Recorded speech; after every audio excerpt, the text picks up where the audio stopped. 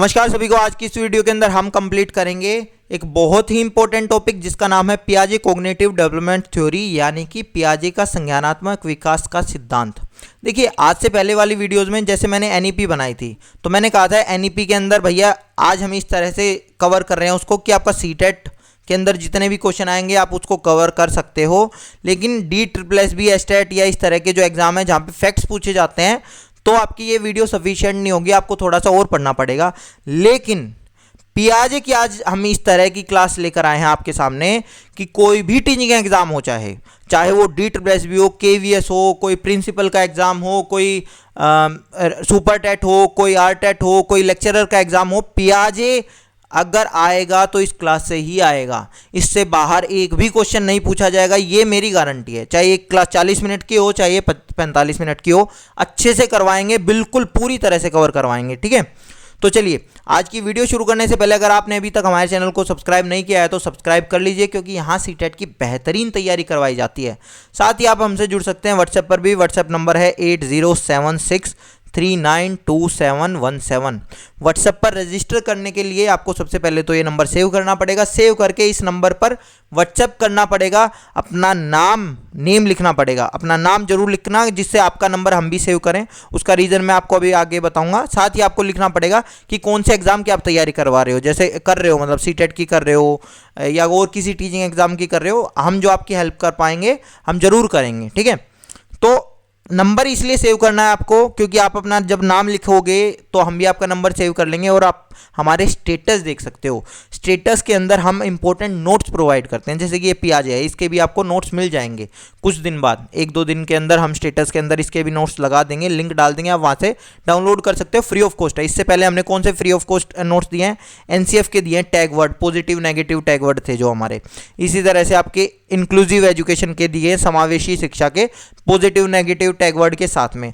साथ ही आपके हम NEP के नोट्स दे चुके हैं आपको, जो सीटेट में जहाँ से पूछे जाते हैं, प्लस इनसे रिलेटेड जितने भी प्रीवियस ईयर में क्वेश्चन पूछे गए हैं सोल्ड अनसोल्ड करके वो भी दे दिए हैं। इसके अलावा EVS के 10 पेजेस के नोट्स, जिसमें से 15 नंबर का पेपर आ जाता है सीटेट पेपर 1 के अंदर। तो ये सभी नोट्स आप फ्री ऑफ कॉस्ट ले सकते हो। आपको करना सिर्फ इतना है कि आपको व्हाट्सएप पर रजिस्टर करना है। चलिए वीडियो की शुरुआत करते हैं। पियाजे कॉग्निटिव डेवलपमेंट थ्योरी, पहली बात तो समझो, बहुत लोग इसको कहते हैं कि हम ये सीख लेंगे, हमने ये कर लिया, तो पियाजे की लर्निंग थ्योरी नहीं है। इस बात को ध्यान से समझ लो। पियाजे की कॉग्निटिव डेवलपमेंट थ्योरी है, विकास का सिद्धांत है, ना कि अधिगम का सिद्धांत है। बहुत लोग इसको कंफ्यूज कर ले देते हैं कि भैया थॉर्नडाइक हो गया। थॉर्नडाइक वगैरह ने लर्निंग के दिए थे, वो बिहेवियरिस्ट थे और उन्होंने लर्निंग थ्योरीज दी थी। उनकी लर्निंग थ्योरी में क्या चीज़ें थी? अब पियाजे क्या है? रेडिकल कंस्ट्रक्टिविस्ट है, इसके बारे में भी आगे बात करेंगे। पहले समझो इनका उदय कैसे हुआ। पियाजे इतना इंपॉर्टेंट हमारे एजुकेशन सिस्टम के लिए इसलिए है क्योंकि हमारा NCF फॉलो करता है कंस्ट्रक्टिविज्म को, और कंस्ट्रक्टिविज्म में 2 बड़े नाम है, एक तो पियाजे, एक होता है वाइगोत्स्की। ठीक है, तो वाइगोत्स्की सोशल कंस्ट्रक्टिविस्ट आते हैं और पियाजे रेडिकल कंस्ट्रक्टिविस्ट आते हैं। इसके बारे में भी, इनके बीच के डिफरेंस भी आपको आगे बताएंगे। इससे पहले जो आप देखते हो कि आपका सीटेट क्यों नहीं पूछता कभी थॉर्नडाइक से क्वेश्चन, सीटेट स्किनर से ज़्यादा क्वेश्चन नहीं पूछता, मतलब होते हैं पर एक आध कभी पूछ लिया, लेकिन पियाजे वगैरह से बहुत ज़्यादा क्वेश्चन होते हैं। क्यों? क्योंकि हमारा आज का जो सोसाइटी है, या आप जो भी कहें कि आज का जो एजुकेशन सिस्टम है वो पियाजे और वाइगोत्स्की को फॉलो कर रहा है। उसका रीज़न भी है। देखिए, पियाजे का जो फॉलो कर रहे थे, पियाजे वाइगोत्स्की, जो कंस्ट्रक्टिविज्म था, कंस्ट्रक्टिविज्म एक चीज़ होती है मोटिवेशन, एक होता है इंट्रिंसिक मोटिवेशन, एक होता है एक्सट्रिंसिक मोटिवेशन। दोनों के बीच में फर्क बता देता हूं। एक होता है बाह्य अभिप्रेरणा, एक होती है आंतरिक अभिप्रेरणा। बहुत लोग इसी में कंफ्यूज हो जाते हैं कि जी हमारी बाह्य अभिप्रेरणा तो इस तरह की है कि अगर हमें कोई कहेगा तेरे को हम साइकिल देंगे इसलिए तो पढ़ रहा है, तो वो पढ़ने लग जाता है, तो वो हमारी बाह्य अभिप्रेरणा हो जाती है। और अगर हम डॉक्टर बनने के लिए पढ़ रहे हैं तो वो हमारी आंतरिक अभिप्रेरणा हो जाती है, वो इंट्रिंसिक मोटिवेशन होता है। अगर आप भी ये सोचते हो तो ये बिल्कुल गलत है, ऐसा नहीं होता है। समझ लेना इस चीज़ को। जो भी रिवार्ड वगैरह से रिलेटेड जो चीज़ें रहती है, रिवार्ड चाहे हम खुद को भी दें, भाई आप खुद डॉक्टर बन जाओगे अगर किसी चीज़ को लेके, तो वो आपके लिए रिवॉर्ड ही होगा कि आप इसलिए ज़्यादा पढ़ रहे हो क्योंकि आपको डॉक्टर बनना है। तो आप कुछ अचीव करना चाहते हो ना। अगर आप किसी अचीवमेंट के लिए, रिवॉर्ड के लिए या पनिशमेंट से बचने के लिए पढ़ रहे हो तो वो एक्सट्रिंसिक मोटिवेशन होता है, जिसको हमारा एनसीएफ नहीं मानता। हमारा एनसीएफ मानता है प्रोसेस ओरिएंटेड। एक होती है प्रोडक्ट, एक होता है प्रोसेस। समझ लेना इस चीज को, प्रोसेस और प्रोडक्ट में फर्क क्या है। प्रोडक्ट, हम डॉक्टर बन गए, आप उसके लिए पढ़ रहे हो, मैं इसलिए पढ़ रहा हूं क्योंकि मेरे को पढ़ने में मजा आता है। अब आप ये कहोगे ये कैसी सी बात करी। आपको दूसरा एग्जांपल देता हूं। मान लो एक बच्चा ऐसा है जिसको क्रिकेट खेलने में मजा आता है, वो इसलिए खेलता है, तो वो इंट्रिंसिक मोटिवेटेड है। एक बच्चा जीतने के लिए खेल रहा है, वो एक्सट्रिंसिक मोटिवेटेड है। समझो, एक बच्चे को रन बनाने इसलिए वो खेल रहा है, रिकॉर्ड तोड़ने इसलिए वो खेल रहा है, वो एक्सट्रिंसिक मोटिवेटेड है। अब दिक्कत कहाँ आती है? दिक्कत ये आती है कि जो बच्चे एक्सट्रिंसिक मोटिवेटेड होते हैं ना, वो बच्चे जल्दी थक जाते हैं। कैसे थक जाते हैं? एक बात बताओ, आप में से कितने बच्चे, अगर मान लो 5 बजे आपका खेलने का टाइम है, तो आप चाहे डेली हार के आओगे, लेकिन आप वहां पे खेलने दोबारा जरूर जाओगे। क्यों? क्योंकि आपको खेलने में मजा आ रहा है। जीत हार लगी रहती है, आपके दिमाग में ये चीज चलेगी, है ना, क्योंकि आपको खेलना है। आप खुद सोचो, आपने कभी इस तरह के बहुत सारे काम किए होंगे जो आप रेगुलर करोगे फेल होने के बाद में भी। लेकिन पढ़ाई में तो ऐसा नहीं होता। अगर आप किसी एक टेस्ट में 2 बार फेल हो गए, 3 बार फेल हो गए, फिर आप वो छोड़ देते हो। अगर कोई ये कहता है मैं इसलिए पढ़ रहा हूँ क्योंकि मेरे को एमबीबीएस करना है, एमबीबीएस में वो 10 बार फेल हो जाए, क्या 11वीं बार कोशिश करेगा? नहीं, क्योंकि वो पढ़ाई करने के लिए, उसको एमबीबीएस की पढ़ाई से कोई मतलब नहीं है, उसको एंड में डॉक्टर बनना है। आया समझ में? तो ये एक्सट्रिंसिक था। अब जितने भी ये बिहेवियरिस्ट थे ना, एक आधा एग्जाम्पल और दे देता हूँ। जिम में आप किस लिए जा रहे हो? क्योंकि मेरे को बॉडी बनानी है जी। अगर आपकी बॉडी नहीं बनी तो 2 महीने बाद आप जिम छोड़ दोगे। बॉडी बन भी गई तो भी आप 2 महीने बाद जिम छोड़ दोगे, 3 महीने बाद जिम छोड़ दोगे।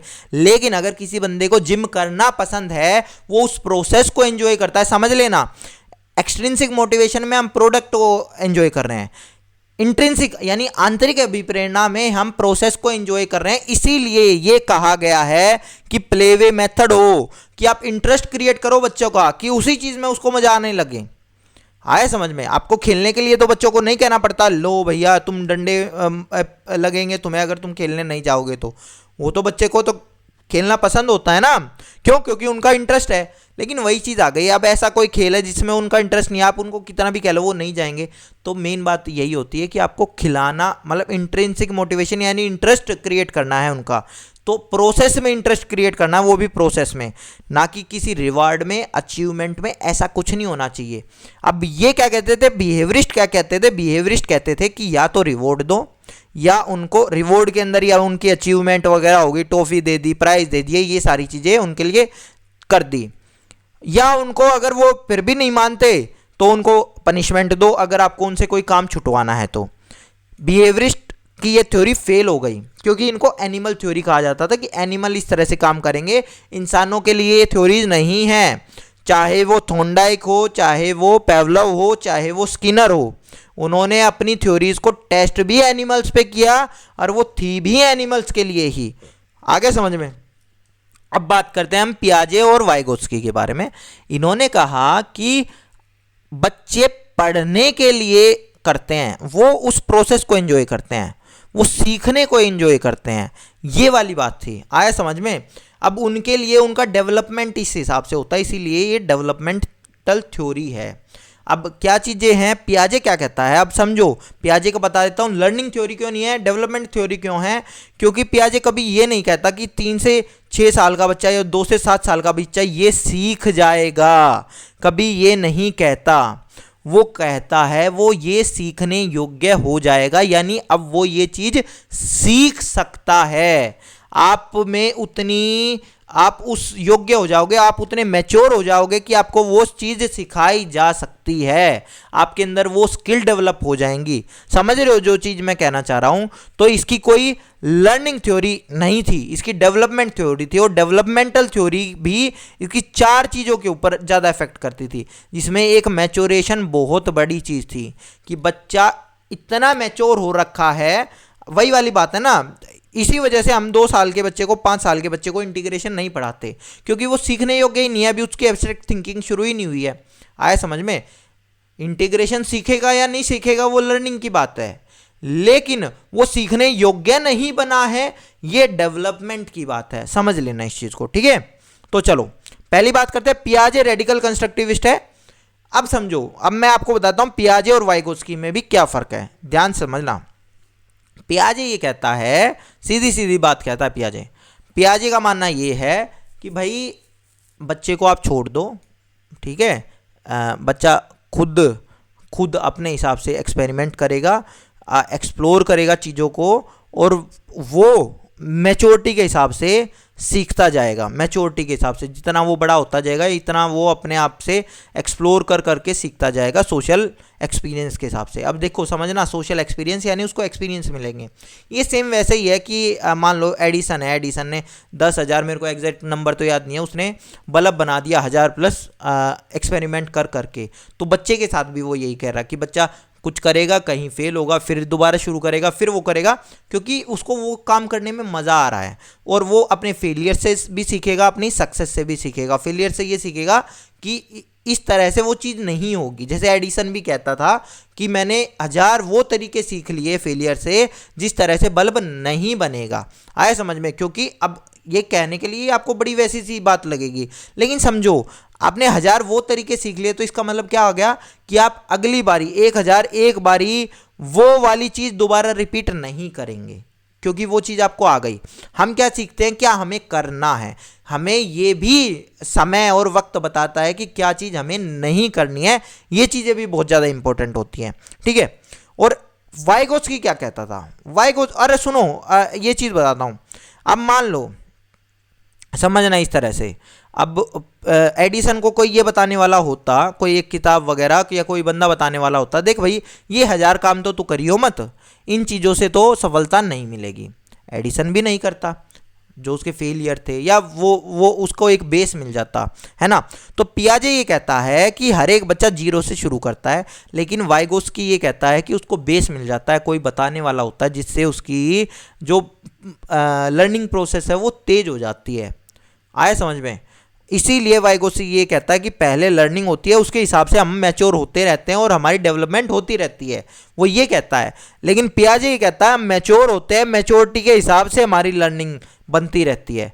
समझ लेना दोनों चीज़ों को मैं फ़र्क बताया, क्योंकि पियाजे का हर एक बच्चा 0 से शुरू करेगा और वो अपने दम पे पहुंचेगा। उसको कोई बताने वाला नहीं होगा क्या गलत है क्या सही है, वो अपने हिसाब से, अपने एक्सपेरिमेंट के हिसाब से अपनी सारी चीज़ें कर लेगा। आए समझ में? कहीं उसके फेल होंगे एक्सपेरिमेंट या कुछ भी होंगे, लेकिन जो वाइगोत्स्की है, वाइगोत्स्की के में स्काफोल्ड देगा टीचर, कि उसको पता है कि अच्छा, वो हिंट देगा कि अच्छा नहीं, वो कुछ गलती करेगा तो उससे हिंट करेगा, उसको पूरी गलती नहीं करने देगा। उसको पूछेगा कि अच्छा तूने ये कर दिया, मतलब ऐसा भी हो जाता है कई बार हम वो गलतियां कर देते हैं जो हमें दिख सकती हैं अगर हम दूसरे पर्सपेक्टिव से देखेंगे तो उसका टीचर वो स्काफ फोल्ड करेगा, उसको वो दूसरा पर्सपेक्टिव दिखाएगा कि जिससे उसको वो गलती दिखे। तो इससे उसकी जो लर्निंग होती है वो तेज हो जाती है, और लर्निंग डेवलपमेंट फिर उसको वो मैच्योरिटी उसके हिसाब से मिल जाती है। इसीलिए इसको सोशल कंस्ट्रक्टिविस्ट कहा गया है वाइगोत्स्की को। और पियाजे रेडिकल बिल्कुल कट्टरपंथी है कि नहीं, बच्चा सीखेगा तो खुद सीखेगा, खुद से सोशल एक्सपीरियंस लेगा और खुद से ही सारी चीज़ें करेगा। उसके लिए कोई कल्चर, कोई किसी चीज़ का कोई फर्क नहीं पड़ेगा, क्योंकि वो कहते हैं दूसरा बंदा तो कुछ करवा ही नहीं सकता। आप देखो ये वाली जो बात कही गई थी ना कि children are not less intelligent, कि बच्चे कम बुद्धिमान नहीं होते, वो बस अलग तरह से सोचते हैं। ये पियाजे ने ही कहा था, क्योंकि पियाजे का मानना ये था कि वो क्वालिटेटिवली डिफरेंट होते हैं। वो सोचते उतना ही है जितना बड़े आदमी सोचेंगे, लेकिन वो अलग तरह से सोचेंगे, क्योंकि उन्होंने स्टेज थ्योरी दी थी, जो स्टेज थ्योरी दी थी, है ना, 4 स्टेजेस दी हैं पियाजे ने, जो मैंने बताया भी था। तो ये जो पिछली क्लास में, तो ये जो 4 स्टेजेस थे ना, 4 स्टेजेस के अंदर कहा था इनका बेस अलग है, यानी कि इनकी थिंकिंग पैटर्न अलग है। कम ज़्यादा नहीं सोच रहे हैं ये, इनका थिंकिंग पैटर्न अलग है, बस ये समझ लो। आए समझ में? चलिए फिर कहा है कि चिल्ड्रन आर लिटिल साइंटिस्ट, जो बच्चे होते हैं वो छोटे साइंटिस्ट होते हैं, नन्हे वैज्ञानिक होते हैं, एक्टिव एक्सप्लोरर करते हैं, एनवायरनमेंट को एक्सप्लोर करते हैं। तो बहुत सारे लोगों को ये लगता है कि सोशल एक्सपीरियंस तो पियाजे ने कहा ही नहीं है, कि सोसाइटी की बात नहीं करी है, सोसाइटी की बात नहीं की है, लेकिन अगर बंदा कहीं है तो उसको एक्सपीरियंस तो मिलेगा, तो सोशल एक्सपीरियंस ही होगा वो, ठीक है। तो ये इस चीज़ को समझ लेना, ठीक है। कल्चर की बात नहीं की है पियाजे ने, कल्चर को पूरी तरह से इग्नोर किया है, ये इसका क्रिटिक भी है, इसके बारे में बात करेंगे। संस्कृति की बात की ही नहीं है पियाजे ने। फिर आपका आता है they are active builder of knowledge and construct their own theory, कि जो बच्चे होते हैं वो एक्टिव बिल्डर होते हैं नॉलेज के, और वो अपनी थ्योरीज खुद से बनाते हैं। हमने बात करी थी कि अपनी थ्योरीज वो खुद से बनाते हैं। हो सकता है वो आपको नेव थ्योरीज लगे, जिनको आप नेव थ्योरीज भी कह देते हो, कि बचपन में बनाई हुई थ्योरीज हो गई या इस तरह की ये चीज़ें हो गई, तो वो बच्चे करेंगे। क्यों? बच्चे सोच रहे हैं, लेकिन वो अलग तरह से सोच रहे हैं। अब पियाजे के अनुसार जो डेवलपमेंट है वो 4 चीज़ों से, 4 फैक्टर होते हैं जो उसको अफेक्ट करते हैं डेवलपमेंट को, बच्चे के को। क्रियात्मकता, एक्टिविटी, मैंने बताया था कि वो एक्टिव एक्सप्लोरर होगा तो जितनी ज़्यादा एक्टिविटी करेगा उतना उसका विकास ज़्यादा होगा। सोशल एक्सपीरियंस, उसका अनुभव, सोशल एक्सपीरियंस, कितने फेलियर मिल रहे हैं, कितनी सक्सेस मिल रही है, उस हिसाब से। मैच्योरिटी, मैच्योरिटी की मैंने बात बताई, ये सबसे ज़्यादा इंपॉर्टेंट है जो। फिर इक्विलिब्रेशन, इक्विलिब्रेशन क्या है? हम कंफ्यूज होते हैं, हमारा माइंड कंफ्यूज होता है। जब कंफ्यूजन वाली अवस्था से हम एक तरह से इस अवस्था में आ जाते हैं, हमारी कंफ्यूजन खत्म होने लग जाती है, तो उसको बोलते हैं इक्विलिब्रेशन, ठीक है। इसके बारे में भी हम आगे बात करेंगे थोड़ा सा डिटेल में। तो ये जो चीज़ें हैं, ये 4 चीज़ें होती हैं जिनके ऊपर पियाजे की थ्योरीज है, ये आप ये कह सकते हो इनका इफेक्ट पड़ता है। यानी कि पियाजे के थ्योरी के अनुसार विकास पे इन 4 जो ये चीज़ें हैं इनका फ़र्क पड़ता है। चलिए नेक्स्ट पे चलते हैं अब हम फटाफट। देखिए अब आपको ये चीज़ें मिलेंगी, आप 2 थ्योरीज अलग अलग पढ़ेंगे, एक वाइगोत्स्की की पढ़ेंगे और एक पियाजे की पढ़ेंगे, तो दोनों ने इसके बारे में अलग अलग बातें कही गई हैं। जो पियाजे की सुन लो, अभी केवल पियाजे के ऊपर बात कर रहे हैं। तो पियाजे ये कहता है थॉट कम्स फर्स्ट, यानी कि विचार पहले आते हैं और उसके बाद भाषा आती है। ये पियाजे का मानना था कि विचार सबसे पहले हैं, उसके बाद भाषाएं हैं, ठीक है। जो वाइगोत्स्की ने कहा है वो वाइगोत्स्की की थ्योरी में पढ़ेंगे हम। डेवलपमेंट कम्स फर्स्ट, इसके अनुसार ये तो मैंने आपको बता ही दिया था। वाइगोत्स्की क्या कहते हैं? वाइगोत्स्की कहते हैं कि पहले लर्निंग आएगी उसके बाद विकास आएगा, है ना। पहले अधिगम आएगा उसके बाद विकास आएगा, लेकिन पियाजे ये मानते हैं कि पहले विकास होता है उसके बाद अधिगम होता है, क्योंकि मैच्योरेशन के अकॉर्डिंग हमारा अधिगम होता है। ये वाली चीज़ वो मानते हैं, ठीक है। तो stages of cognitive development theories are qualitatively invariant, which means there is no stage can be skipped. इनका मानना ये है कि ये अपरिवर्तनीय हैं। जो हमारी 4 स्टेजेस हैं ना, इनको बदला नहीं जा सकता, और एक भी चरण को छोड़ के तीसरे, जैसे दूसरे चरण से आप चौथे चरण पे डायरेक्ट कूदे नहीं मार सकते, जंप नहीं कर सकते उसको, ठीक है। आपको पहले 3rd पे जाना पड़ेगा और फिर 4th पे जाना पड़ेगा, ये वाली चीज़ है, ठीक है। चलिए नेक्स्ट पे चलते हैं। की कंसेप्ट जो मेन है इसके, वो बात कर लेते हैं, जहाँ यहाँ से क्वेश्चन पूछ लिए जाते हैं। वही आ गया इक्विलिब्रेशन, जो मैंने आपको कह रहा था, संतुलन या साम्याधारण। देखो इंग्लिश के अंदर इंग्लिश के वर्ड्स को याद कर लोगे तो बढ़िया रहेगा, क्योंकि इंग्लिश में पियाजे ने थ्योरी दी है तो एक ही वर्ड लिया गया है, लेकिन हिंदी के अंदर अलग अलग लोग हो सकते हैं। यहाँ संतुलन और साम्याधारण कर रखा है, इसको हिंदी में और कुछ भी बना दें, तो इस वजह से थोड़ा सा ये रहता है कि अरे हो सकता है इसी को इक्विलिब्रेशन को इस तरह से लिख दें, इक्विलिब्रेशन इस तरह से आपको लिखा जाए हिंदी में, तो आपके साथ दिक्कत हो जाएगी। तो इस वजह से इसको ध्यान रखना, मतलब इंग्लिश वर्ड्स को जरूर ध्यान रखो। जैसे स्कीमा को स्कीमा लिखा हुआ है तो ऐसे भी लिखा सकता है, हो सकता है हिंदी में कुछ और भी लिखा जाए। मेन बात यह है कि हम, जो बच्चा होता है वो कन्फ्यूजन वाली, जब वो बच्चा पैदा होता है वो देखता है ये क्या चीज़ें चल रही हैं अजीब अजीब, तो पियाजे की जो पूरी की पूरी थ्योरी है ना, वो उसकी कन्फ्यूज़न को ख़त्म करती है। आपको कन्फ्यूज़ दिखेगा, जब पहले बच्चा पैदा हुआ तब कन्फ्यूज़ दिखेगा, थोड़ा सा बड़ा हुआ तब कन्फ्यूज़ दिखेगा, और बड़ा हुआ और बड़ा हुआ, इस तरह से उसकी कन्फ्यूज़न कम होती जाएगी। यही इसकी थ्योरीज में हम देखेंगे, थ्योरी में हम देखेंगे। तो इस प्रोसेस को इक्विलिब्रेशन कहते हैं। इस पूरी थ्योरी के अंदर उसकी प्रोसेस ऑफ इक्विलिब्रेशन है। जितनी ज़्यादा वो संतुलन होगा उसका, उतना ज़्यादा उसका विकास होता जाएगा। स्कीमा क्या है? स्कीमा मोटा मोटी हमारे कंसेप्ट होते हैं, या कुछ हमारे अंदर कुछ जन्मजात इंस्टिंक्ट होती हैं, रिफ्लेक्सेस होते हैं, वो स्कीमा होते हैं, उनको स्कीमा कह देते हैं। कई जगह इसको बिल्डिंग ब्लॉक्स भी लिखा दिखेगा आपको, कई जगह साइकोलॉजिकल स्ट्रक्चर दिखेगा, मतलब कोई चीज़ है तो है क्या। और पूरी थ्योरी के अंदर हम अलग अलग स्कीमा या अलग अलग कंसेप्ट बनाते हुए दिखेंगे, ठीक है।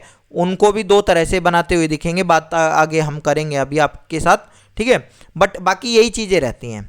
तो और इसको कोग्निटिव स्ट्रक्चर भी कहा जाता है, इसको क्या भी कहा जाता है, कोग्निटिव स्ट्रक्चर भी कहा जाता है, यानी कि संज्ञानात्मक संरचना भी कहते हैं स्कीमा को ही।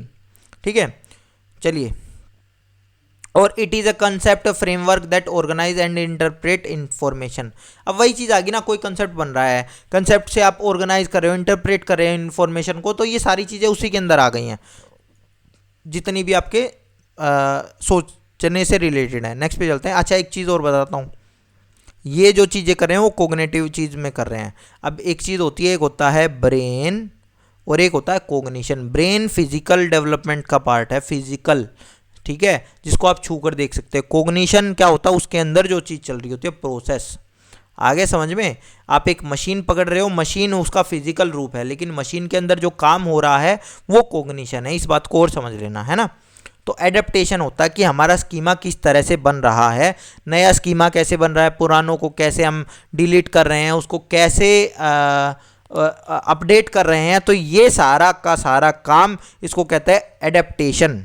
और इसके अंदर दो चीज़ें चलती हैं, एक होता है एसिमिलेशन और एक होता है एकोमोडेशन।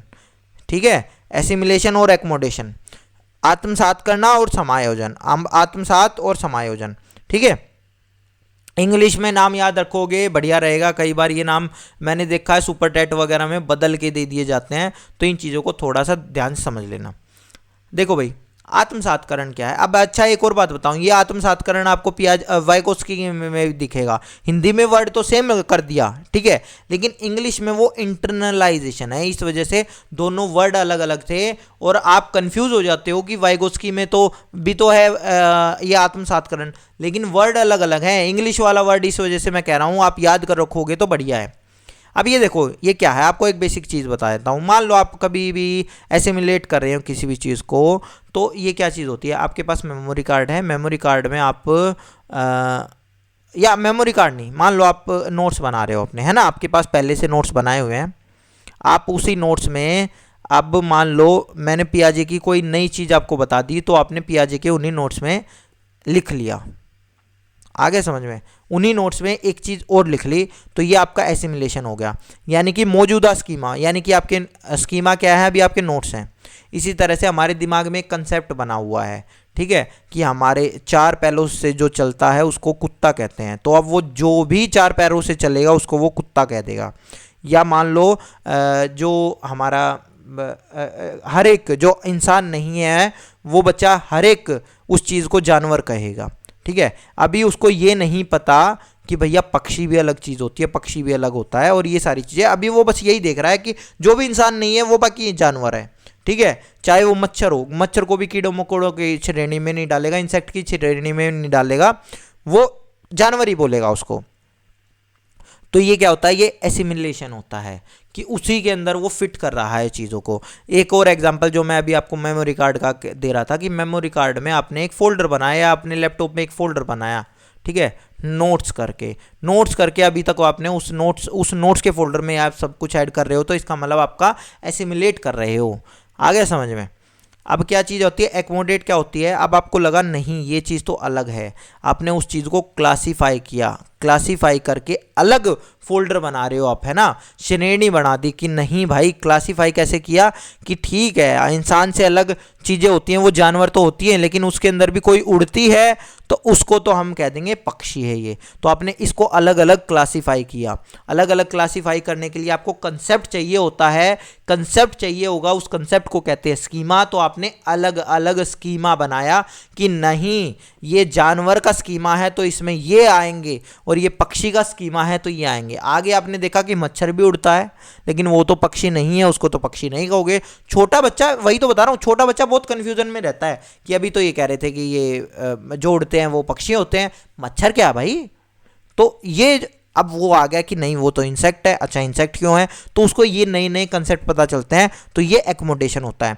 नई जानकारी को शामिल करने के लिए मौजूदा स्कीमा को बदलना, मौजूदा स्कीमा को बदल दिया आपने, ठीक है, कि अभी तक हम जानवर उसी चीज़ को सोच रहे थे कि जो इंसानों से अलग थे, आपकी डेफिनेशन ये थी जानवर की, लेकिन नहीं अब ये नहीं है, अब ये अलग है कुछ, ठीक है। तो ये वाली चीज़ें होती हैं। इसी वजह से आपको बच्चा कुत्ते बिल्ली में, शेर ऊँट में, शेर चीते में, बिल्ली चीते में, इन चीज़ों में कंफ्यूज होता दिखेगा, क्योंकि सबके 4 पैर होते हैं। तो वो बिल्ली को भी कुत्ता कहेगा ये छोटा सा कुत्ता है, ठीक है, या कुत्ते का बच्चा है, ऐसा कुछ कह देगा। लेकिन उसको पता चलेगा नहीं ये इसका नाम तो बिल्ली है, यानी अब उसने बिल्ली के लिए अलग स्कीमा बनाया। समझना इस चीज़ का, जैसे मैं आपको बता रहा हूँ ना कि ये स्कीमा अलग अलग है, तो यही वाली सारी चीज़ें चलती हैं।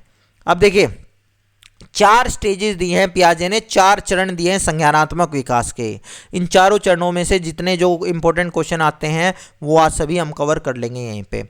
तो पहला तो है इंग्लिश वाला, याद कर लो भाई, सेंसरी मोटर स्टेज 0 से 2 साल तक। पहले वाले आपको बताता हूँ होता क्या है। 0 से 2 साल, 2 से 7 साल, फिर 7 से 11 बोल देते हैं, फिर 11 से 14 बोल देते हैं, 11 से ऊपर ये वाली चीज़ें चल जाती हैं, ठीक है।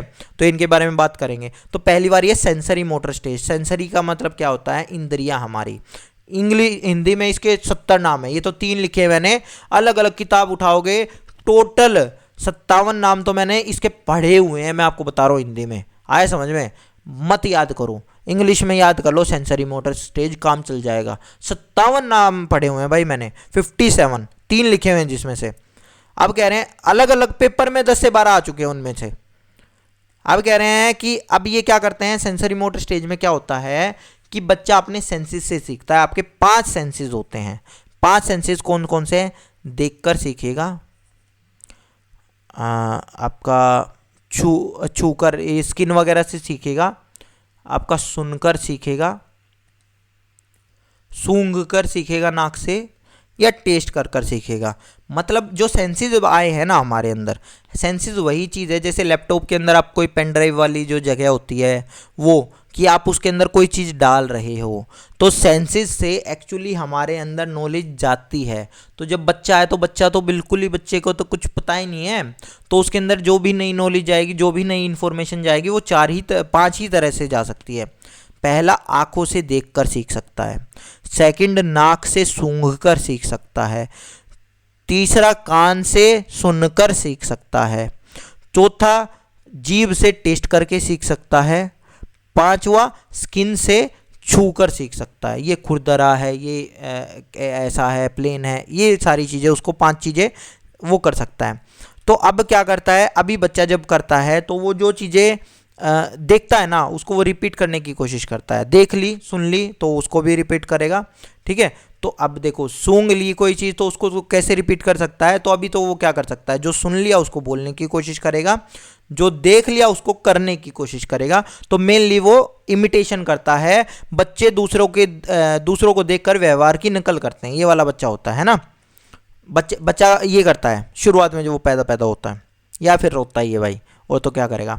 Ability to construct mental representation, मानसिक निरूपण, यानी कि बच्चे हर देखी सुनी और महसूस की गई चीज़ों की एक मानसिक छवि बना लेते हैं। आपके साथ भी ऐसा होता है, दिमाग में आपको एक स्टोरी सुनाने लग जाऊं तो उस दिमाग में आपकी एक मानसिक छवि बन जाएगी।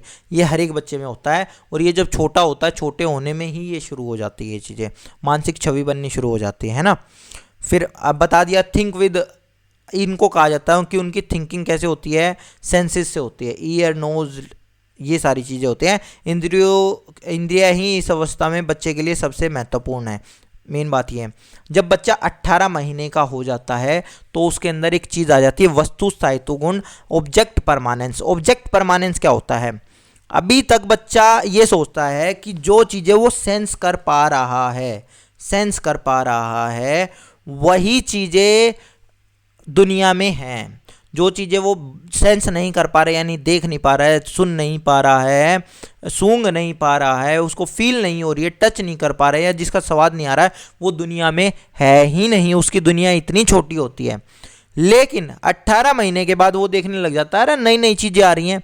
मतलब होता क्या है, 18 महीने तक तो उसको लगता है कि भैया ऐसा ऐसा हो रहा है। फिर 18 महीने में वो इतना समझदार होता है, नहीं भाई इतने दिन से मैं यहाँ बैठा हूँ, लेटा हूँ, 1.5 साल हो गया, 1.5 साल से मैं देख रहा हूँ कि जो चीज़ मैं सोच रहा हूँ ये तो हो ही नहीं सकती, ये भी हो गई। तो अब उसका दिमाग शुरू हो जाता कि नहीं, जो मैं नहीं देख पा रहा, मैं नहीं सुन पा रहा, वो चीज़ भी एग्जिस्ट करती है, और मेरी दुनिया केवल वो नहीं है जो अभी मैं देख रहा हूँ, ठीक है। तो ये होता है object exist even when we can not see sense. आपने क्या किया, आपने अभी छोटे बच्चे का 1 साल का बच्चा था, उसका टॉय आपसे उससे छुपा के अपने पीछे डाल दिया पॉकेट में, ना अभी टॉय की कोई आवाज़ आ रही है, टॉय यानी कि खिलौना, खिलौने की ना कोई आवाज़ आ रही है, ना वो उसको देख पा रहा है, ना वो सुन पा रहा है, और उसकी स्मेल भी उस बच्चे को नहीं आ रही, ना वो उसको टच कर पा रहा है, तो उसके हिसाब से वो टॉय है ही नहीं, ठीक है, तो एग्जिस्ट ही नहीं करता। लेकिन जैसे ही 18 महीने का हो गया वो घूम के आ जाएगा, टॉय कहाँ गया वो उसको ढूंढने की कोशिश करेगा, ठीक है। तो ये जो चीज़ें होती हैं, तो ये ऑब्जेक्ट परमानेंस 18 महीने की एज तक उसमें आ जाता है। चलिए नेक्स्ट पे चलते हैं। गोल डायरेक्टेड बिहेवियर, अलग अलग लोगों का इसके ऊपर मानना ये है, पियाजे ने इसमें अलग से कुछ नहीं कहा था भाई, पियाजे ने अपनी थ्योरी में गोल डायरेक्टेड बिहेवियर को मतलब ये नहीं था, ये उसकी एक्सप्लेनेशन अलग अलग लोगों ने निकाली है। तो बहुत सारे लोग कहते हैं कि भैया 0 से 2 साल में ही गोल डायरेक्टेड बिहेवियर आ जाता है, लेकिन मैक्सिमम लोगों का मानना ये है कि ये जो गोल डायरेक्टेड बिहेवियर है ये अभी नहीं आता, ये 2 साल के बाद आता है, 2 से 7 साल में आता है। अभी क्या होता है, गोल डायरेक्टेड बिहेवियर क्या है कि अभी बच्चा केवल रिफ्लेक्सेस करता है, ठीक है, और 2 से 7 साल में बच्चा इंटेंशनल चीज़ें करने लग जाता है। इंटेंशनल क्या होती है, रिफ्लेक्सेस क्या होते हैं, गर्म चीज़ के आपने हाथ हटाया, आपका हाथ खुद हट जाएगा सोचे बिना, वो रिफ्लेक्सेस हैं आपके। और इंटेंशनल क्या है, आप किसी चीज़ को हाथ लगाओ ही ना, अच्छा ये गर्म दिख रही है, गर्म इसके हाथ नहीं लगाऊंगा, तो वो इंटेंशनल है। तो गोल डायरेक्टेड बिहेवियर एक गोल होता है, तो ये माना गया है, ज़्यादातर थ्योरिस्ट ये कहते हैं, मतलब जो भी जिन्होंने भी इंटरप्रिटेशन की है पियाजे की थ्योरी की, कि भैया ये हमारी प्री ऑपरेशनल स्टेज में आता है, नेक्स्ट में आता है, पूर्व संक्रियात्मक अवस्था में आता है। बाकी कई ने ये भी कहा है कि ये पहली में आता है, इसलिए मैंने ये यहाँ भी लिखा और नेक्स्ट में भी लिखा है, बाकी मैंने आपको बता दी, ठीक है। तो चलिए नेक्स्ट पे चलते हैं अभी हम। पूर्व संक्रियात्मक अवस्था 2 से 7 साल। 2 से 7 साल में बच्चों में अब क्या होता है, बच्चा हो तो गया, अब बच्चे ने ले ली बहुत सारी चीज़ें देख ली, अब देखते देखते उसके सामने उसने ऐसी चीज़ें ग्रहण कर ली, अब उसको वो पचा नहीं पा रहा, अब उसको लग रहा है, अब उसने उसको गलत तरह से ले लिया, उसका बेस अलग है ना। उसने अभी तक पहले वाली थ्योरी उसके अंदर क्या किया, उसने अभी ग्रहण किया चीज़ों को केवल, ठीक है, देखकर सुनकर इमिटेशन करके और ये सारी चीज़ें। लेकिन अब क्या होगा कि अब बच्चा उसको देखेगा, अब इसके अंदर जो पूर्व संक्रियात्मक अवस्था ना, इसमें बच्चा हमेशा कंफ्यूजन में रहता है, बहुत ज़्यादा कंफ्यूजन है, बहुत ज़्यादा उसके कंसेप्ट अलग बने हुए हैं आपसे, और जो कि अगले यानी 7 से 11 वाली में साफ होते हैं, वो उनकी कंफ्यूजन, वो कंसेप्ट उनके ठीक होते हैं 7 से 11 वाली अवस्था में, इस चीज़ को समझ लो, ठीक है। तो अब क्या क्या चीज़ें होती है उनमें से उनके ऊपर बात कर लेते हैं। पहला तो होता है जीववाद। जीववाद यानी कि एनिज्म, उसको लगता है कि हर एक बंदे के अंदर जान है, हर एक चीज़ के अंदर जान है, चाहे वो, और उसका रीज़न एक और होता है ना, उसके मम्मी पापा देख रहे होते हैं, 2 साल का बच्चा, 2 साल का बच्चा, 3 साल का बच्चा, गुड़िया दे दी उसको, और उस गुड़िया को खाना खिलाने की कोशिश कर रहे हैं, देख गुड़िया रो रही है, ये है वो है, वो बच्चा गिर गया तो दीवार के लात मार के दिखा रहे हैं, तो बच्चा क्या सीखेगा, बच्चा तो यही सीखेगा, उनको थोड़ी लगेगा कि ये नाटक कर रहे हैं, उसको तो यही लगेगा हाँ दीवार की चोट लग रही होगी, अगली बार गिरा 2 लात खुद मार के आएगा दीवार के। तो वो ये वाली जो चीज़ चलती है ये एनिमिज्म है, उसको लगता है हर एक चीज़ के अंदर, और इसका ये अभी 2 से 7 साल तक ये चलता है, ये माना गया है पियाजे ने, ठीक है। आगे भी इसके बारे में बात करेंगे, इसकी कुछ इसने ज़्यादा लंबा चला दिया था, ऐसा नहीं होता कि 2 से 7 साल तक चलता है, लेकिन इसके हिसाब से पियाजे की थ्योरी के हिसाब से ये एनिमिज्म रहता है। अनपलटावे गुण रहता है, बच्चे को एक काम का एक ही पक्ष दिखता है, इस वजह से वो बच्चा उसका एक ही लॉजिक होता है, ठीक है।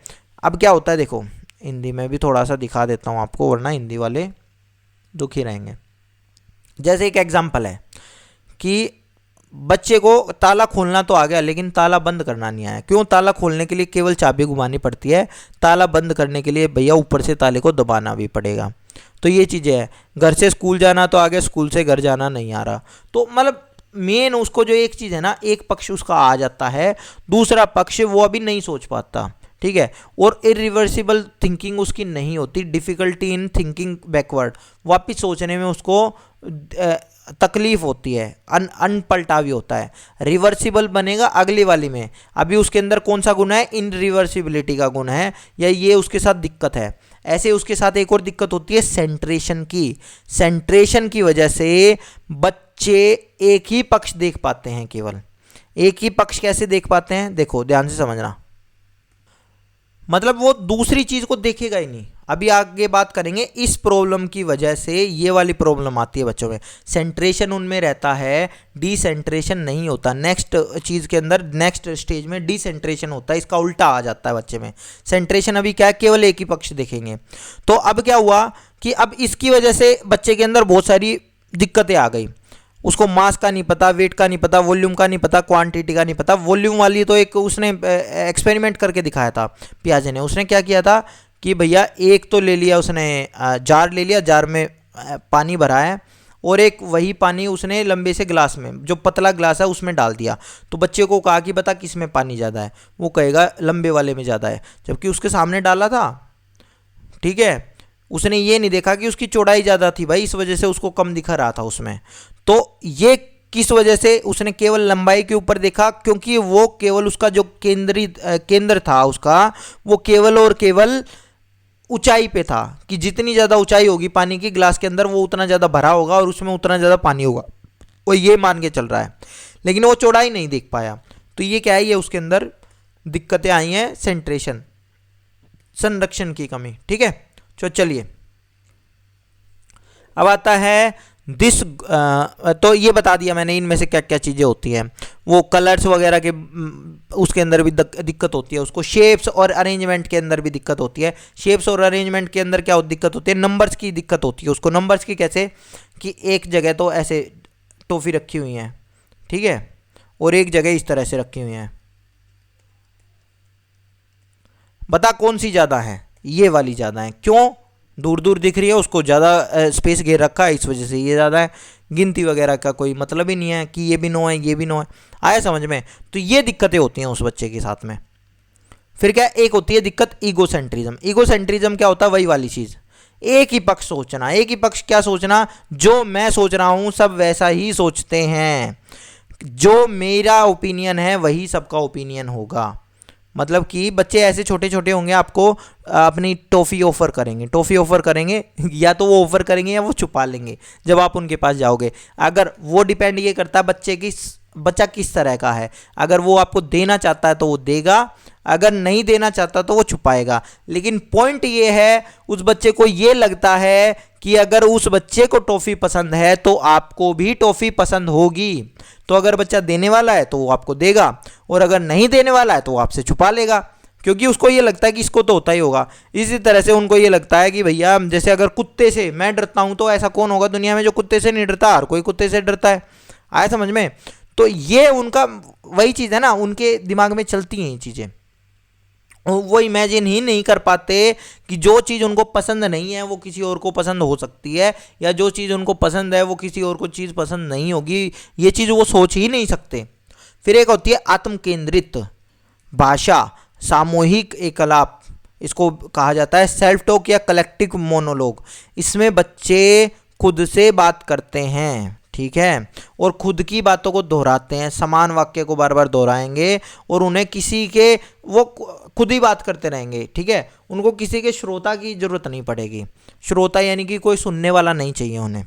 तो ये ईगोसेंट्रिक स्पीच होती है। इसके बारे में जब हम लैंग्वेज वगैरह वाला पोर्शन करेंगे ना, तब मैं बताऊंगा कि पियाजे ने इसके बारे में क्या कहा है। इस चीज़ में फ़र्क है थोड़ा दोनों के अंदर। अभी आप समझ लो, ईगोसेंट्रिक स्पीच भी या ईगोसेंट्रिज्म या ये कलेक्टिव मोनोलॉग, ये किस में है, अभी तक उसी चीज़ के अंदर आ रहा है। फिर क्या होता है, इंट्यूटिव थिंकिंग होती है। वो बिना लॉजिक की बातें करेंगे, लॉजिक नहीं होगा उनकी बातों में, तर्कहीन सोच होगी, ठीक है। फिर सिंबॉलिक थॉट्स होंगे, सिंबॉलिक प्रतीकात्मक विचार या खेल होंगे। उन्होंने अपने प्रतीक बना रखे हैं। प्रतीक कैसे बना रखे हैं कि भाई जैसे माचिस का डब्बा हो गया, उसको वो गाड़ी बना के खेलेंगे। ज्योमेट्री बॉक्स हो गया, उसको वो गाड़ी बना के खेलेंगे। तो उन्होंने उस चीज़ को विजुअलाइज कर रखा है शेप के हिसाब से या कुछ भी हिसाब से, और उसके हिसाब से वो उस चीज़ को उस तरह से लेकर चल रहे हैं। आए समझ में। कागज़ फाड़ा, उसको गोल बनाया, उसको बोल समझ के उसके साथ खेलने लगे। तो ये उनके होते हैं, ठीक है। ये मेक बिलीव प्ले होते हैं कि उनका बिलीव हो रखा है, उसको उन्होंने उसको उस पर बिलीव किया हुआ है कि ये चीज़ वही है, ठीक है। चलिए, प्रतीकात्मक विचार या खेल भी कह सकते हैं इसको।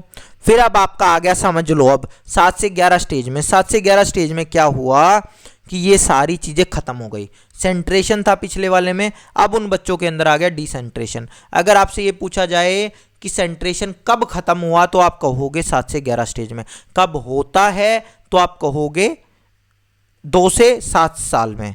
आपसे पूछा जाए डिसेंट्रेशन कब आ गया, 7 से 11 में आ गया। आया समझ में। सामाजिकृत भाषा, अब अभी तक उनकी कौन सी थी, ईगोसेंट्रिक स्पीच थी, अब उनकी सोशलाइज स्पीच हो जाती है और वो दूसरे लोगों से बात करने लग जाते हैं। इरिवर्सिबिलिटी का रिवर्सिबिलिटी आ गया, अब उनको ताला खोलना भी आ गया, ठीक है, ताला खोलना आता था, बंद करना भी आ गया, ये वाली चीज आ गई, ठीक है। क्लास इंक्लूजन, क्लासिफिकेशन, पहली बात तो क्लासिफिकेशन आ जाता है, वो क्लासिफाई करने लग जाएंगे। अब उनको पता चलेगा कि भैया नहीं, 4 पैर वाला बिल्ली नहीं है, ये कुत्ता भी हो सकता है या शेर भी हो सकता है। अब वो क्लासिफाई करने लग जाएंगे क्योंकि उनके पास में बेस होंगे उस तरह के। फिर आपके अभी लैक ऑफ कंजर्वेशन था। लैक ऑफ कंजर्वेशन किस वजह से था, क्योंकि उनकी जो सोच थी वो सेंट्रेशन था उनकी सोच में, ठीक है। अब उनकी सोच में डिसेंट्रेशन आ चुका है। तो सेंट्रेशन से क्या होता है, सेंट्रेशन से हमारी जो सोच रहती है वो उसमें अभिसारी चिंतन होता है। अभी हम बात करेंगे अभिसारी और अपसारी चिंतन का, ठीक है। तो अब ये चीज़ खत्म हो गई बच्चों के अंदर से, आगे समझ में। फिर आपका आ जाता है सीरिएशन। अब जब वो क्लासीफाई कर लेंगे ये छोटा ये बड़ा, तो वो सीरीज में भी लगा पाएंगे चीज़ों को। कंक्रीट थिंकिंग या लॉजिकल थिंकिंग उन बच्चों के अंदर आ जाती है।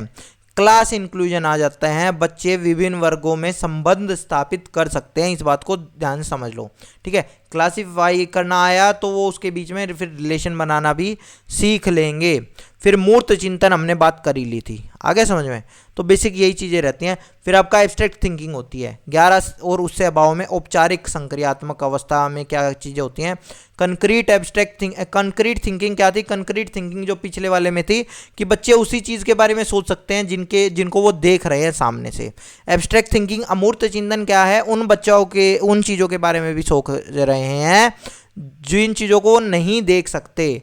और देखो ध्यान से, अभी क्या होता है जब उनका कंक्रीट थिंकिंग होती है तो वो जर्नलाइज नहीं कर पाते चीज़ों को, आया समझ में। जर्नलाइज के लिए इमेजिनेशन चाहिए, वो इमेजिन नहीं कर पाते, ठीक है। और वो इस वाली में 11 से ऊपर वाली में हो जाता है। इसी वजह से आप देखोगे लेट एक्स वाले जो क्वेश्चन होते हैं वो बड़ी क्लास में पढ़ाए जाते हैं, ना कि उससे पहले। फिर आप क्या होती है हाइपोथेटिकल थिंकिंग या फिर डिडक्टिव थिंकिंग, इस तरह की चीज़ें मिलेंगी। तो वो बच्चे हाइपोथेसिस बना सकते हैं कि अपने हिसाब से एक सॉल्यूशन सोच लेंगे, अच्छा ये चीज़ इसके अंदर होगी। हाइपोथेसिस बनाना क्या होता है, आपका एक सर्किट है, सर्किट का एक बल्ब नहीं चल रहा है तो आप हाइपोथेसिस बना लेंगे कि परिकल्पना बनाना शुरू कर देंगे कि या तो बल्ब खराब है या सेल खराब है या कोई तार टूटी हुई है या स्विच खराब है। तो ये 4 हाइपोथेसिस बनाई, फिर उसको आप चेक करेंगे और ये प्रॉब्लम सॉल्विंग के लिए इंपॉर्टेंट चीज़ होती है, इस बात को समझ लो, ठीक है। फिर आपका होता है पर्सनल फेबल या एडोलसेंट ईगोसेंट्रिज्म। ईगोसेंट्रिज्म अभी तक आपने देखा था 2 से 7 साल की उम्र में, ठीक है। अब पर्सनल फेबल आ जाता है यहाँ पे, व्यक्तिगत कल्पित कथा, किशोर के अहम केंद्रित, ये वाली जो चीज़ें हैं। बच्चे खुद का मूल्यांकन करते हैं दूसरों के आधार पर कि, और वो ये सोचते हैं हर कोई उनको ही देख रहा है, हर कोई अगर वो अच्छे लग रहे हैं तो हर कोई उनको ही देख रहा है। अगर जैसे मान लो उनकी शर्ट पे कुछ गिर गया तो वो ये सोचेंगे कि सामने वाला हंस रहा है क्योंकि मेरी शर्ट पे कुछ गिरा हुआ है। तो ये वाली चीज़ आ जाती है उन बच्चों के अंदर, पर्सनल फेबल या एडोलसेंट ईगोसेंट्रिज्म आ जाता है। और उनको ये लगता है हर कोई उनको एनालाइज कर रहा है कि वो ये करेंगे तो ये हो जाएगा, ये करेंगे तो ये हो जाएगा, ये चीज़ें हो जाती है। फिर एक आ जाता है सकर्मक अनुमान, ट्रांजिटिव थॉट। ट्रांजिटिव थॉट क्या है, ए बी से बड़ा है, बी सी से बड़ा है तो ए भी सी से बड़ा होगा, ये वाली चीज़ें हैं। या आपने रीजनिंग में वो वाले क्वेश्चन देखे हैं कि सभी कुत्ते कुर्सियां हैं, सभी कुर्सियां बिल्ली हैं, तो इसका मतलब सभी कुत्ते बिल्ली होंगे। तो ये उनके अंदर आ जाते हैं ट्रांजिटिव थॉट। ये पियाजे ने कहा है कि ये उसमें आ सकते हैं, ये उतना मैच्योर हो जाता है। अगर किसी में ना भी आए तो ना भी आए, मैंने देखा बहुत सारे बंदों में नहीं आ पाते, आप में से भी कुछ लोगों में नहीं होंगे। दोबारा क्वेश्चन बता देता हूँ, सभी कुत्ते कुर्सियाँ हैं, सभी कुर्सियाँ बिल्ली हैं, तो इस कारण से सभी कुत्ते बिल्लियाँ हैं। ये वाली चीज़ समझ में आई, थोड़ा सा रुका था मैं। तो ये जो चीज़ें होती हैं, ये इस तरह के क्वेश्चन आपको रीजनिंग वगैरह में दिखते हैं। तो ये ट्रांजिटिव थॉट वगैरह के, तो ये चीज़ें बच्चे में, जब बच्चा रीजनिंग करने लग जाता है, लॉजिकल रीजनिंग भी क्या, इमेजिन करने लग जाता है, डिडक्टिव लर्निंग उसमें आ जाते हैं, तो आती हैं चीज़ें उसके अंदर। फिर आपका आ जाता है क्रिटिसिज्म क्या क्या है। पहला क्रिटिसिज्म जो बहुत ज़्यादा जोर शोर से किया गया है, वो कहते हैं कल्चर को इग्नोर कर दी भाई इसने कल्चर को इतना इग्नोर किया है कि क्या बताएं हम। सही बात है, संस्कृति को इसने नज़रअंदाज किया, जो कि वाइगोत्स्की ने अपने आप में किया है, अपने उस थ्योरी के अंदर किया है, ये बात मान सकते हैं। फिर आपका आता है अंडर एस्टिमेट यंग चिल्ड्रन, छोटे बच्चों को प्री ऑपरेशनल स्टेज में। बच्चा ये कह रहा है कि 2 से 7 साल तक, 7 साल तक का बच्चा, 6 साल तक का भी बच्चा ये सोचेगा दीवार की लात मार रहा होगा कि इसको दर्द होगा। ऐसा तो नहीं है भाई। इसका कारण क्या है? मेरा मानना ये है, इसका कारण ये है कि वो स्काफ होल्डिंग उसने कोई कंसेप्ट ही नहीं पढ़ा, ना उसने कोई सुना, ना उसने उसका यूज़ किया जो कि वाइगोत्स्की ने यूज़ किया। वो पियाजे तो क्या कहता था, पियाजे तो अड़ा रहता था बच्चे खुद से सीखेंगे, खुद से सीखेंगे, खुद से सीखेंगे। लेकिन आज की दुनिया में बच्चे खुद से कहाँ सीख रहे हैं? अगर कोई 4 साल का बच्चा भी दीवार के लात मारता हुआ दिख गया, उसका मम्मी पापा उसको धमका के कहेंगे अरे दीवार को लात क्यों मार रहा है, तेरा पैर टूट जाएगा, दीवार के कुछ नहीं हो रहा। तो उसको पता चल जाएगा दीवार के कुछ नहीं हो रहा, क्योंकि उसके बड़ों ने उसको बता दी। मैंने बताया तो पियाजे ये कहता था 0 से बच्चा खुद सीखेगा, खुद सीखेगा, खुद सीखेगा। वाइगोत्स्की ये कहता है कि जो चीज़ें हमें पहले से पता है वो बच्चों को थोड़ा सा हिंट दे दो, बता दो, जिससे बच्चा खुद सीख ले, कोई दिक्कत की बात नहीं है। तो वो इस वजह से उसकी जो लर्निंग प्रोसेस होती है, ये जो 2 से 7 साल की जो चीज़ थी ना, इसमें बच्चा अपने कन्फ्यूज़न धीरे धीरे खुद ही ख़त्म कर रहा था। लेकिन वाइगोत्स्की ने क्या किया कि एक बड़े बंदे को ले आओ साथ में, एमक्यू को ले आओ, वो स्काफोल्ड करके ये वाली जो स्टेज होगी ये 2 साल के अंदर ख़त्म करवा देगा। तो ये वाली चीज़ थी, और ये बात बहुत ज़्यादा सही भी है। अब उसने ट्रेनिंग को और एजुकेशन को इग्नोर किया है, जिसको वाइगोत्स्की ने इग्नोर नहीं किया, इसने उस चीज़ को माना है उसने। और जो पियाजे स्टेजेस आर रिजिड, चरण को बदलाव नहीं कर सकते, पियाजे का मानना ये है। ये बात भी बिल्कुल गलत है। आया समझ में? मतलब गलत नहीं है, मतलब ये कहते हैं रिजिड है ना, तो ये इसकी ये कमी है, ये मानते हैं, ये आलोचना है। अच्छा, इसने स्टेजेस दी हैं, स्टेजेस की वजह से ही मैंने आपको बताया था ये डिसकंटिन्यूअस और कंटिन्यूअस वाली डिबेट में घुसता है। तो ये इस बात को भी ध्यान से समझ लेना। तो मेरे हिसाब से मैंने आज की इस वीडियो के अंदर 45-46 मिनट में आपको सब कुछ पियाजे का बता दिया है। अब कोई भी क्वेश्चन आपका आ जाए, कोई यूट्यूबर वगैरह अगर कोई अपनी तरफ से कुछ घटिया से क्वेश्चन इधर उधर से अपने लॉजिक के हिसाब से कुछ बताने लगे, तो मैं कह नहीं सकता। लेकिन जितने आपके जो एग्ज़ाम में पेपर सेटर हैं, जो ऑथेंटिक बुक्स के हिसाब से बनाते हैं पेपर, वो इससे बाहर पेपर आपका नहीं बनाएंगे। वीडियो पसंद आए हो तो इसको लाइक कर देना, शेयर कर देना अपने दोस्तों के साथ, और चैनल को सब्सक्राइब कर देना। लास्ट में फिर से बता रहा हूँ भाई, धन्यवाद।